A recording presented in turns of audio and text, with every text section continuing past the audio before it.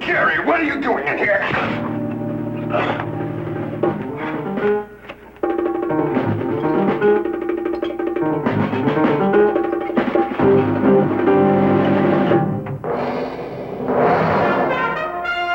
Insight. Stories of spiritual conflict in the 20th century.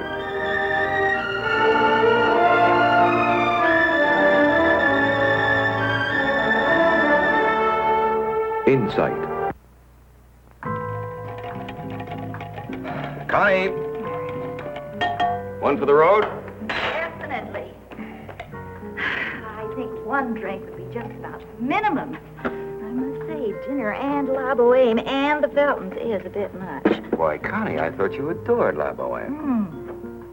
I loathe La Boheme. Well, why didn't you tell me? I got tickets for that new play. What's it called? No Money Down? Oh, no. Marge says that's very depressing. Darling, they're all depressing these days. Listen. Make a fuss over Mrs. Felton tonight, will you? Huh? You know, ask her advice about something, cooking, fashion, anything. Oh, but, darling, she doesn't know anything about cooking, fashion, or anything. Well, don't listen to her answers, then. I'll laugh at Sam's jokes, and we'll both sleep through La Boheme. That's a good idea.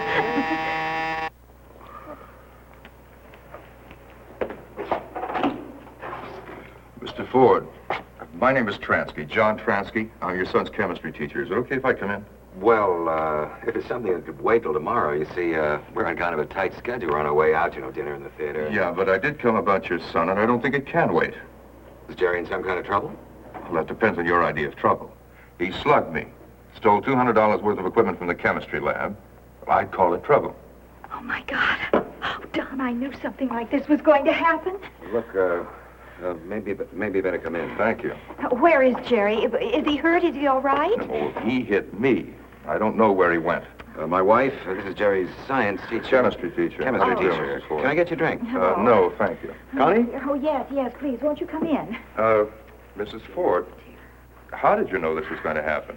Oh, what I meant was I'm afraid Jerry's spoiled. He's spoiled and very impulsive. You see, we've always given him everything he wanted. Now, wait a minute. Only as long as he played by the rules. I made that clear to him right from the start. And what difference does that make, darling? Well, I didn't bring it up. Won't you sit down? Thank you. Oh, suppose you tell us exactly what happened. Oh, yes, please. Well, I was working late in my lab, and I heard a noise. I went in and found Jerry. We had a little scuffle, which I lost by a country mile. You say you stole, what was it, $200 worth of equipment? That'll be the replacement value, I'd say. You, usually work nights, Mr., Transky, John Transky. Oh, yes, of course. Well, is this a regular thing? Working at night, I mean? Not as a rule, but sometimes there's a log jam during exams. I think you said you found Jerry. Well, what was he doing? Hiding? Yeah, I suppose he hid when he heard me come in. The lab was dark? Yes. But there was enough light for you to recognize him. Yes, there was, Mr. Ford. Whereupon he attacked you and vanished with, did you say $200 worth of equipment? Darling, what good is all this talk? I mean, what are we going to do? Now, that's the most sensible question I've heard yet. Look, Mr. Ford, your son has committed a felonious theft and a felonious assault. Something has got to be done. Even if it does mean disrupting your plans for the evening. Touché. Look, I'll admit Jerry's got a few hang-ups. What kid hasn't? But basically, I think he's a pretty good guy. Oh, yes, he is. He really is. Well, I agree with you. That's why I came to you instead of going to the police. Well, I appreciate that. I really mean it. Look, I've only known Jerry for 6 months, but he's a very bright chemistry student. I'd hate to see him get loused up for a stupid mistake. You have no Exactly. idea how hard we've tried to understand Jerry. You see, it's very difficult in this day and age to be a good parent. I mean, they start slipping away from you, and, well, no matter how many of those books you read, none of them tell you how to get them back again. You know, she's right. I mean, you're not supposed to pry. That's right. Or you're not supposed to ask them where they're going or what they're thinking about. No. You're just supposed to love him and leave him alone. Oh, and we've tried so hard, really, we have. I mean, we've given him a good home and a chance at a good education. We have even handpicked every single one of our friends to be sure that they think and feel exactly the way we do. And now what does he do? He's just making a mockery of all of our love and our I sympathy can't and figure our this generation. interest. I mean, you give them the whole world with a fancy ribbon tied around it, and they want something else. That's right. Jerry's always been out of step with everybody, always worried about the wrong things. Do you remember all that business about why don't snowflakes fall up? And he used to ask me, are skyscrapers scratchy stars? Really, when he was a Or what little makes the boy. color in soap bubbles? Yes. You know, he trapped me every morning at breakfast. You know the only way I could shut him up? I'd read the stock market reports to him. I remember that. Oh, it's really... Well, you know the way children are. I mean, sometimes at the crack of dawn, they are a bit tough to take. You know, he'd ask, where does the wind come from and where does it go to? I'd say, General Motors off a point. and what's the difference between plain and fancy Plain and groceries? fancy groceries. I'd say, Anaconda dips on news from Suez. He'd say, well, kind of thing kids come up with, you know. Well, it's just a family joke. Thing is, well, Jerry's kind of hard to get close to. Oh, that's the whole trouble. Yeah, I mean, for instance, I like games, he doesn't. You a golfer? No. Oh, that's a blessing. I'm an addict. Every Saturday and Sunday. That's right. Well, it's good exercise, and I play with a great bunch of guys. Oh, they're very congenial. As a matter of fact, I might even say sometimes a little too congenial. No, she's got a point. See, we play $2 Nassau, with the right to press whenever you're two down. Not too much money involved, but the winner buys drinks, and I got to admit, there have been a couple of times when I've had to call Connie to come and get me. Couple of times, Yeah, well, I don't see what any of this has got to do with Jerry. Well, the point is, see, I have a ball on weekends. That's what I can't get across to Jerry. During the week, I work. That is the whole point, and you have no idea how hard he works Oh, day and Connie, night is to that give hard? Jerry I mean, this we got home. 3 That's cars, true. we got the house, the club. Oh, and you can't run this house on nickels and No, dimes. I work for it. I mean, I spend time with clients I despise, and all week long, it's their ball game. I still don't see what this Well, has the got point to is, do I've with told Jerry, that's the world, boy. Get ready for it. Get ready for the pressure, the saying yes when you'd rather say no. You know, every one of us, once in a while, have to do something that we if don't you got the really drive want to to do. go I'm after sure him. the same That's thing is what I true can't with get you. across to We all Jerry. at He just some looks time at in me and our I don't lives Look, have- Mr. Ford, Mrs. Ford, let's make a deal. For Jerry's benefit, I'll forget this bump, and we'll all forget what he took, as long as he returns it. Well, you that won't is regret so that, nice. I promise Now, you. look, tomorrow's Saturday, the school's closed, but I'll be in my office. You just make sure Jerry returns that equipment. You can bet on it, Mr. Oh, thank you so much. We're so grateful to you. Thank you. It was so nice of you to come over. You know. Good night. Good night, Mrs. Ford. Look, I'll see Jerry first thing in the morning. He'll be there. And thanks again. Don't mention this to the Feltons, okay? Right.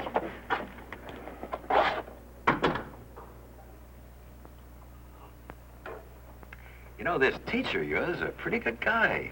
Oh, thanks, Alec. Mm-hmm. I mean it. How come you never mentioned him to me? I did. You remember that experiment I told you about with synthetics? The time we got together More and tried... toast, dear? No, thank you. Now, Jerry, you should have some more. You're not eating enough breakfast. Well, thing is, Jerry, the guy is reasonable. And that's an important thing. I mean, keeping cool, looking at both sides of a problem. Don't forget that again. Yeah, I pulled a colossal rock, but I just had to have that equipment. You know that experiment I was telling you about with unsaturated ether? It hit me like a flash. I knew how to make it work. All I needed Look, to do at was... this point, I don't care if you were making 6-to-1 martinis out of seaweed and water. I mean, you don't care what I was making or trying to do? Jerry, relevance, not order, is heaven's first law. Relevance. Now, what's relevant here is that this teacher of yours is giving you a break. I mean, he could have blown the whistle on you, but he's not. All he wants is for you to take the equipment back. Is that clear? Yes, sir. Well, good. Well, since you're going to have all that junk to carry today, you might take my car, darling, if you'd like. Thank you, dear. Dad, maybe I ought to go to the police. What? If that's a joke, I've heard better. You finish your breakfast, Jerry. Well, aside from relevance and keeping cool and seeing both sides of the question, I committed a felony. You acted on an idiotic impulse. What's his name understands that? I know, but look, it's not up to him to take the heat off me. Jerry, he knows you made a mistake. It was the first time, and he's willing to take a chance. It'll be the last time. Dad, I did something wrong. Do you think I should get away with it? Don't you feel any remorse or pain for what you've done to us? Of course I do. Well, then, what in the world makes you think you're getting away with anything, dear? You know, your mother's got a point. I mean, in a sense, you paid for your mistake by knowing what you've done to us. Exactly. Then you don't want me to go to the police? What I want isn't relative. The point is, you don't want to start life with a police record hanging around your neck. Right. Mm-hmm. Would it embarrass you if I went to the police? Oh, Jerry, honestly, what is You the better matter with believe you? it would. Our Midwestern Sales Conference happens to start tomorrow, and I'd much rather talk shop than what my son is doing in jail. But that's beside the point, Jerry. I'm thinking of you. I know, Dad. Well, good. Now get that stuff back to the lab. Okay, fella? Oh, and your lunch will be in the icebox. Your father and I'll be at the club, darling.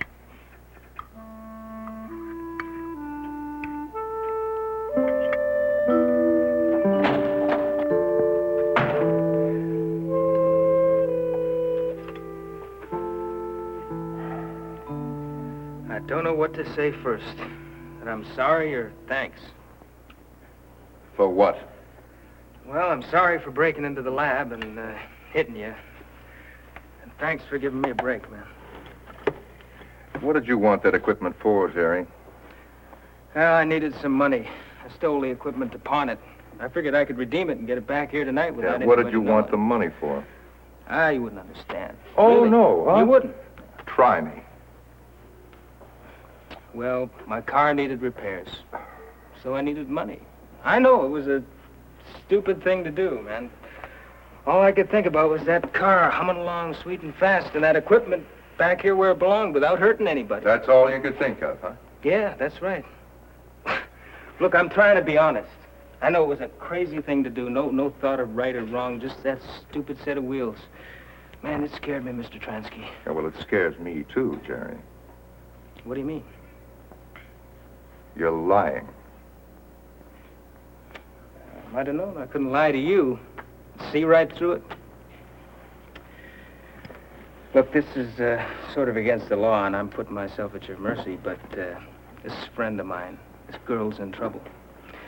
You know, he's my best friend. I had to help him out. Well, look, if you wanted money, why didn't you go to your father? My folks are kind of old-fashioned, Mr. Transky. I take him a story like this, he's liable to throw me out in the snow. Oh, I don't know. I got the impression your father and mother were kind of indulgent with you. You're really perceptive, Mr. Transky, really. I mean it. That's why I was a fool to try and lie to you. Yeah, they're indulgent, all right, but, you know, when parents are indulgent, you sometimes wonder who they're indulging, themselves or their kids. What explanation did you give your parents for stealing this equipment?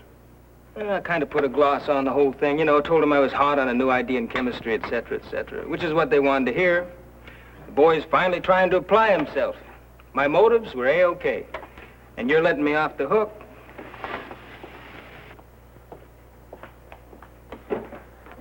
There's no sense in knocking their attitude. You know, if a thing looks good and sounds good, it must be good. Jerry, did you use this equipment? No, I just stole it to pawn it. Did anyone else use it? No, of course not. It's been in the trunk of my car. Jerry, you've told me 2 different sets of lies, and another one for your parents. When are you going to start telling the truth? I don't know what you mean. I could smell the ether in there, and I'm getting a positive reaction to lithium aluminum hydride. Now, do you know what that means? Someone's been using this equipment to make LSD. Now, will you start telling me the truth? Now, wait a minute. That equipment's in just the same shape as it was when I took it out of this lab. Now, what are you trying to pin on me? Come on, will you quit lying? Quit lying. Just knock it off.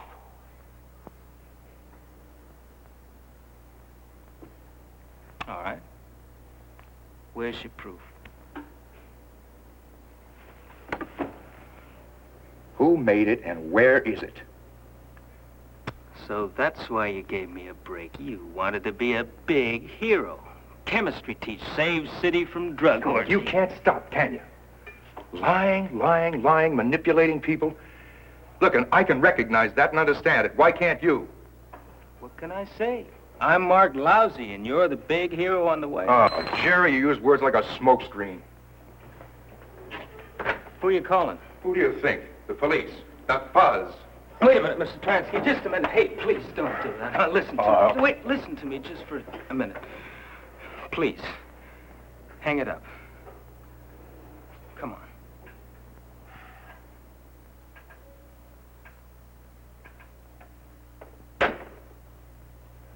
Okay, talk. Maybe we can make a deal. No, I said talk. All right. All right, I made 2 ounces of LSD.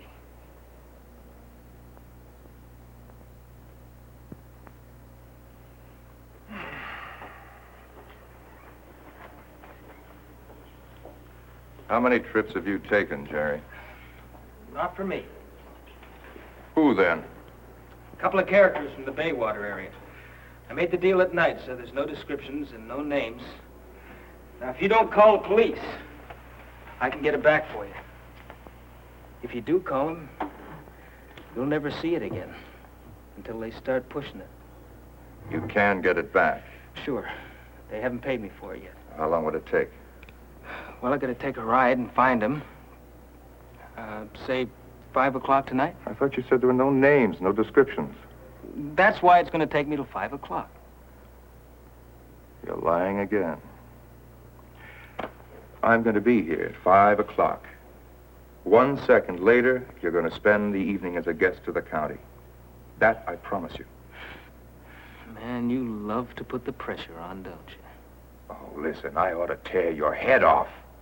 You've manufactured a drug that can destroy kids who are stupid and naive enough to use it, that can cause them to spawn idiots, genetic freaks. Don't you think you deserve a little pressure, Buster? I don't believe it. I mean, Jerry may be a crazy kid, but he's no dope addict. No, please wait. Maybe got held up. Well, traffic or... Look, give him a break. Hold on. I think I just heard him. Are you at the school? Well, I'll call you right back.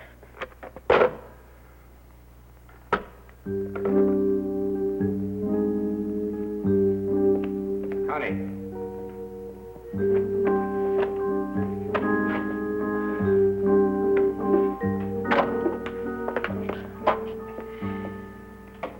Your chemistry teacher just called. It's not true, is it, Jerry? Told you the whole story? That's right. Now you tell me something. Did you get that LSD back? Nope. You're a 4-time loser in my book. You've had every advantage. You've had him crammed down your throat. And you've repaid all of our sacrifices with lies, and you've made us ashamed, not proud of every single thing you've done. Well, that's why I'm clearing out. God, what happened to you? Oh, my baby. My baby. Your baby got a little surprised today, Mother. What happened? This guy I knew in school, he dropped out in the midterm. Smooth, a big scorer. Always had grass or speed for his friends. Groovy guy. Well, he beat you up? This was his idea. He was out of acid, couldn't get any. Would I do him a favor? Well, I've been wanting to try it, you know, and he said we'd make some for ourselves and sell the rest. He gets big money. I'm a big man. My friend needs me. Then when Transky puts the pressure on and I go to get the stuff back, I find out what a sucker I'd been. My friend doesn't quite see it my way, so he calls in a couple of Neanderthals. Oh, man, it was just right out of a Jimmy Cagney movie. Well, what are you planning to do? Haven't got much choice, huh? If I don't go back to Transky, he calls the police, so I better be over the state line by then. You could go on to Bentonville and stay with Aunt Mary. Now, darling, this will blow over. Everything always does. Now, you know wait a that. minute. Wait a minute. Well, now, if you want the Let's police think to this thing arrest through. him, just Honey, give get a away hold of with yourself. handcuffs? Well, I Running don't out of care. town isn't going to do any good. They'll issue a warrant for him. angle. There must be some way of... What? There's no point in going back to him without the LSD. Now, you could explain to Mr. Transky that it was all this other boy's fault, and Connie, then Jerry could come back, and then everything would be all right. What's the angle, Dad? Come on, didn't you used to say down at the plant whenever there was something to be shoved under the rug, you could always think of the angle? Oh, now, of course, darling, Dad will think of something. He always does. Well, what, Dad? How do you shove me under the rug? How do you keep from lousing up your convention? The convention? You don't think I'm worrying about the convention at a time like this? Come on, when did you stop? I wanted to go to the police this morning, but you that's wouldn't a hear lot of it. of bull. You had no intention of going to the police. It was more manipulation, twisting as a covering for you. Now, Don, there's no sense in getting Play the angry. two of us like violins. All right. All right, so what do I do? Do I give myself up? Oh, no, Jerry, your father didn't mean for you to Connie, do that. don't translate for me. He's getting you. What do you think all this was for? Everything I've worked for. It was for you. It was for you! Come on, it was for you, Dad. Oh, why can't we just sit down and talk to each other? Why can't we be honest with each Jerry, other? I don't want you to talk to your Mother, father please! like that. I I'm don't trying want to talk you to... to- Quiet!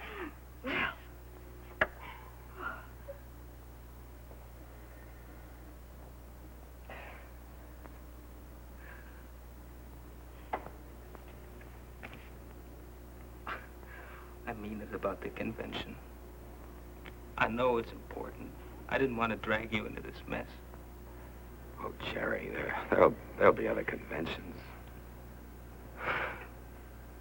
What am I supposed to do? Well, maybe,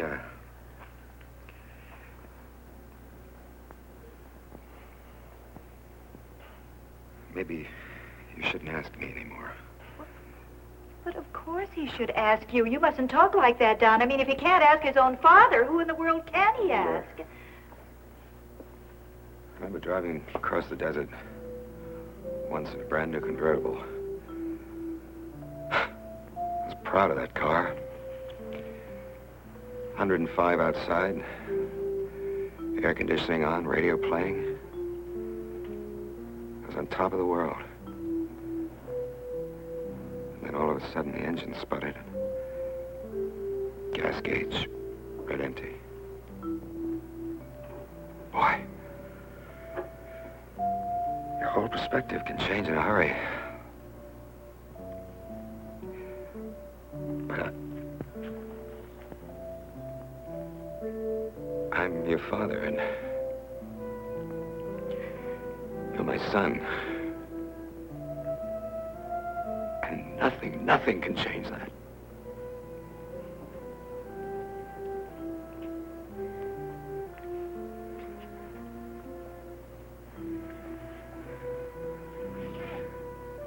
Look, if you don't mind admitting that you got a weirdo for a son,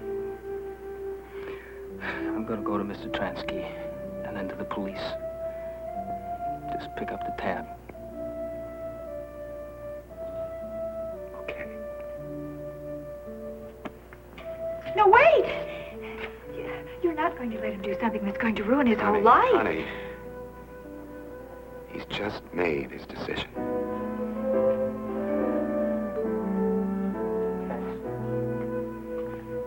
I don't understand.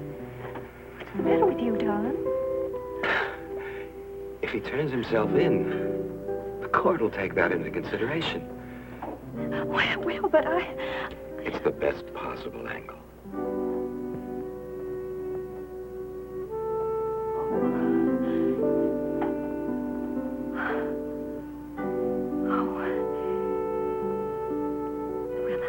I'll go fix you a drink, darling. Yeah, you do that, Connie. You do that.